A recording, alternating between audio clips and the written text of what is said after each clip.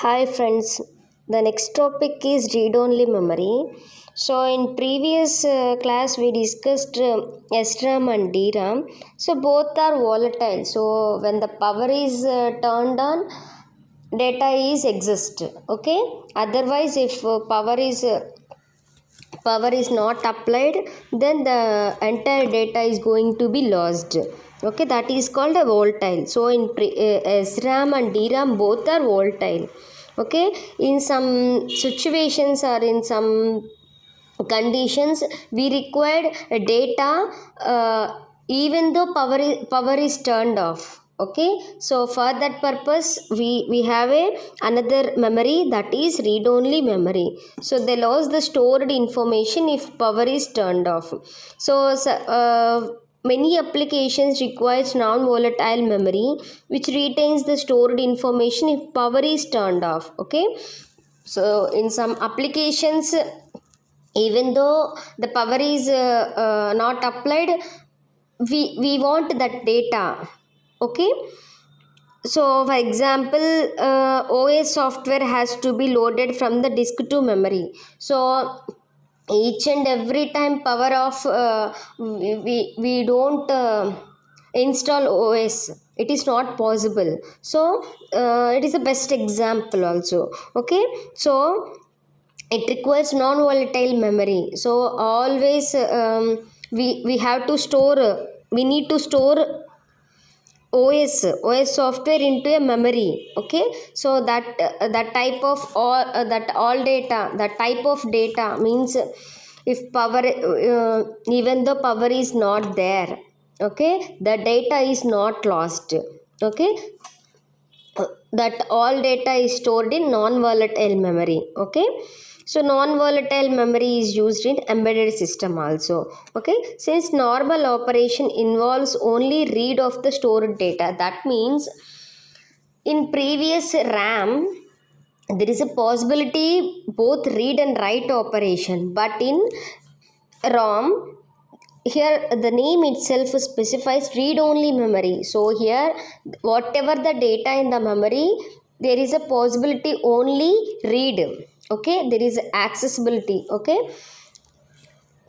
for read only. Okay, there is no write operation here. Okay, so since the normal operation involves only reading of stored data, a memory of this type is called ROM. Okay, if the logic value 0, the transistor T is connected to the ground point.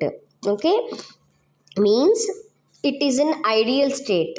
Okay, if it is in a ground state means if it is in ground state means there is nothing. Okay, that means it is in a zeroth level. Okay, the transistor switch is closed and voltage on bit line nearly drops to 0. Means if it is in a ground point, there is no voltage in that. Okay, in that transistor there is no voltage. Okay, at logic value 1, the transistor switch is open, the bit line remains at high voltage. So this is the ROM cell.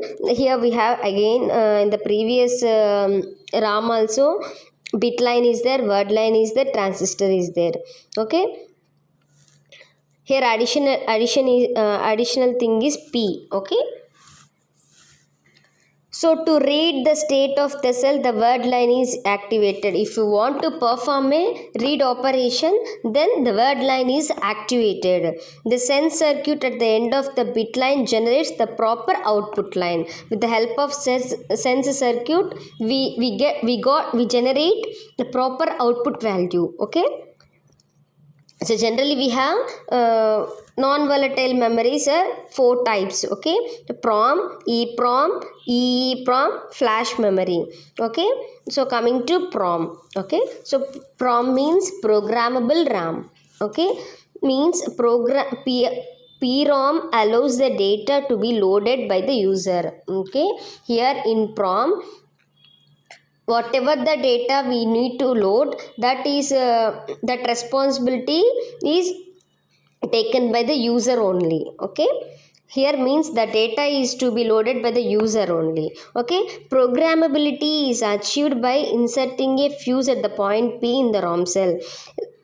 In order to insert the data, the program is set like that fuse at the point P. Okay, before PROM is programmed, the memory contains all zeros, that means the ground level.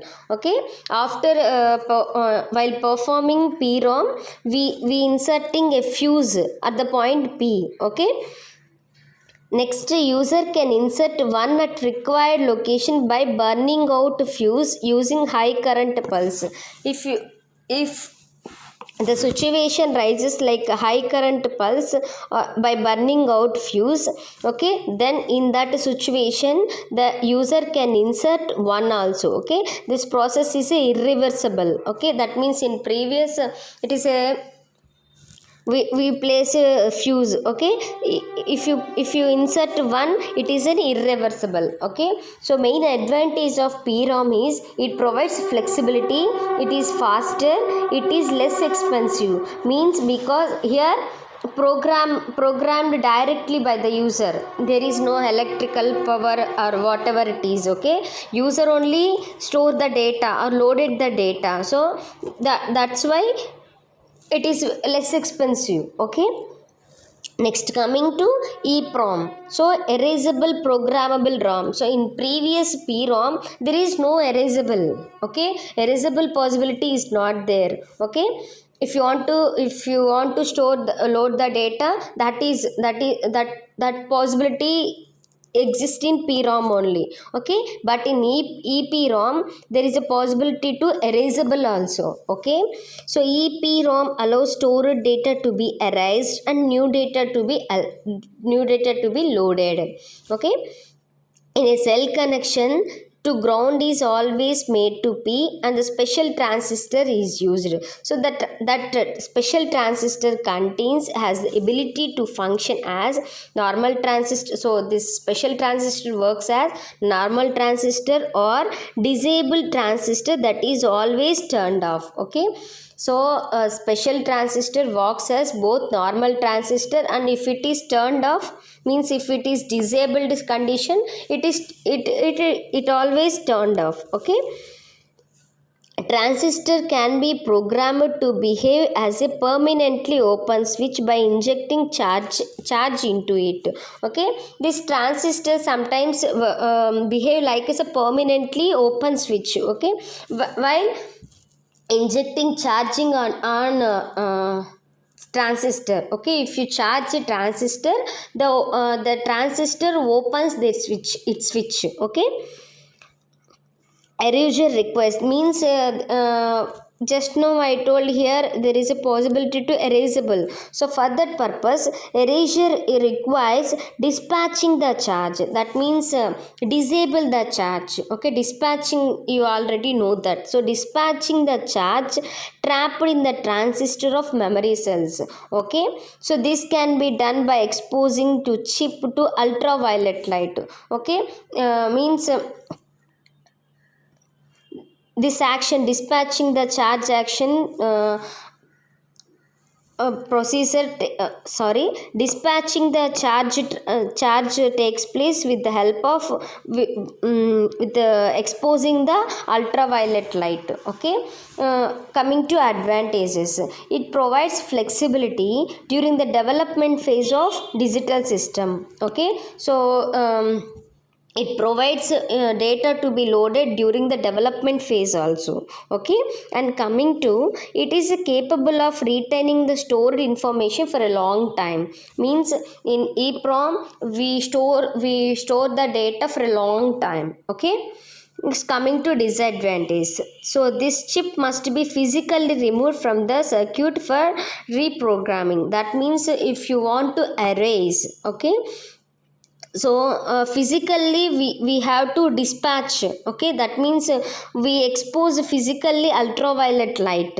Okay, so this is the disadvantage. And another disadvantage is the entire content needed to be erased by UV light. If you expose UV light, the entire data is going to be erased. Okay, So coming to EEPROM, electrically erasable ROM. Okay, coming to that. So in that advantage is, so both are EEPROM and EEPROM are same, but some differences are there.